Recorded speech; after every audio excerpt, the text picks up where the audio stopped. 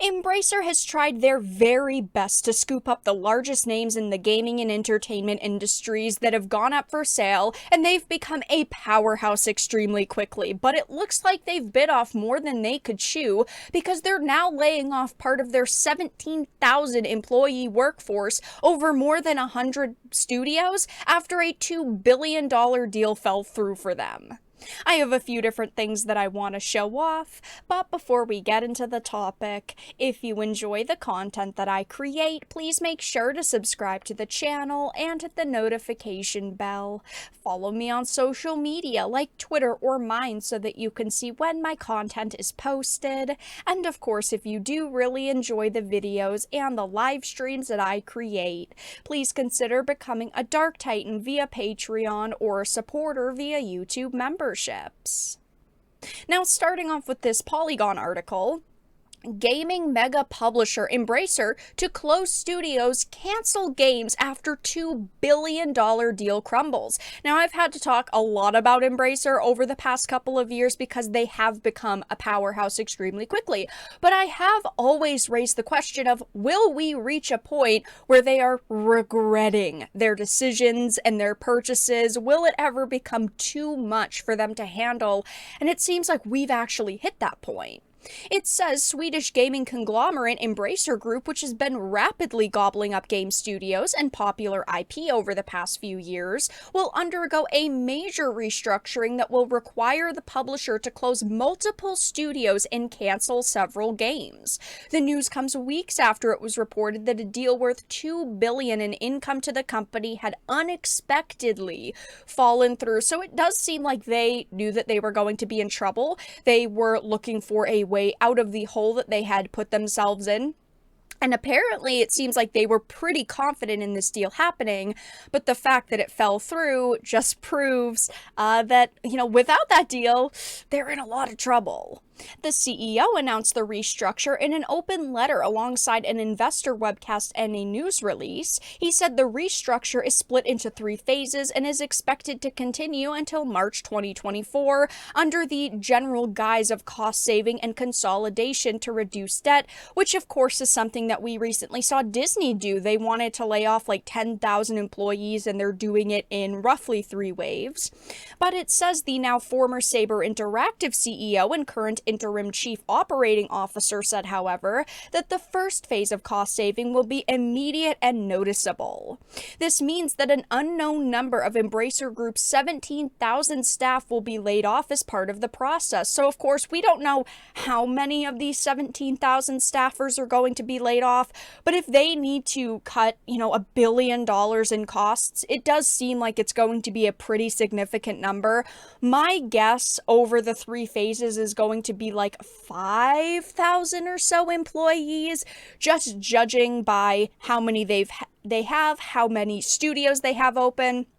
And I'm sure we're also going to see the consolidation of a lot of the gaming studios that they have.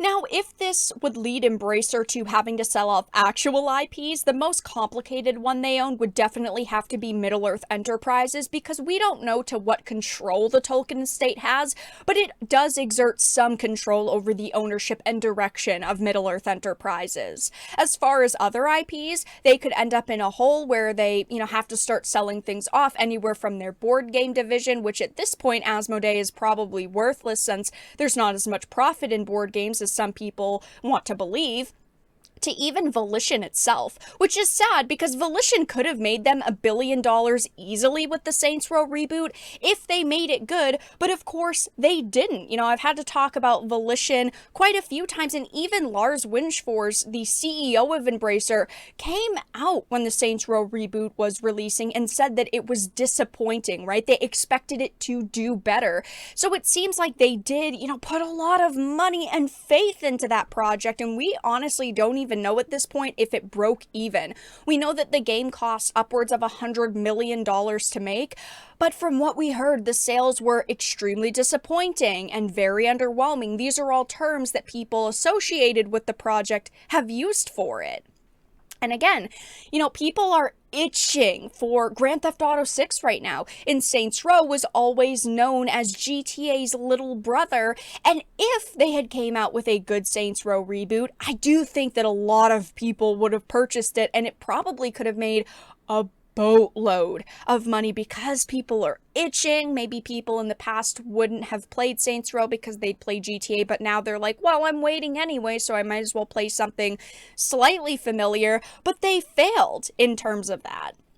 And I'm sure a lot of you are going to ask, what is going on with Crystal Dynamics? What is going on with Tomb Raider? What is going on with Perfect Dark? Are these things going to be affected? And at this point, no, it does not appear that that is going to happen, because Crystal Dynamics did claim the development of the new Tomb Raider will not be affected by the layoffs and the restructuring, which is great. It seems like they knew people were going to be pretty worried and they wanted to address it, right from the get-go.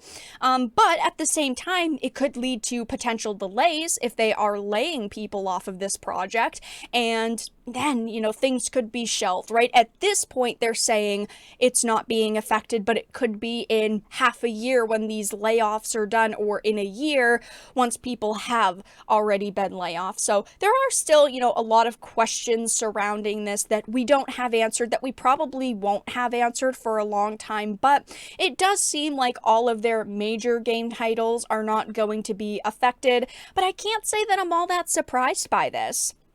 I've honestly never had a lot of faith in Embracer. It seemed like they were messing around with Lord of the Rings. At this point, they have 5 Lord of the Rings games in production, which is absolutely insane. And we also know that they greenlit a Gollum 2, which is just an absurd thing to have to think about because of how terrible the first game was. And they've got, movies in the works for Lord of the Rings, which is kind of what they're primarily banking on right now with Middle-earth Enterprises. But they do also have a lot of larger game titles under their belt that they could utilize at some point or another. But yeah, I never really had a lot of faith in them just because they were buying so much up, gobbling up all these studios.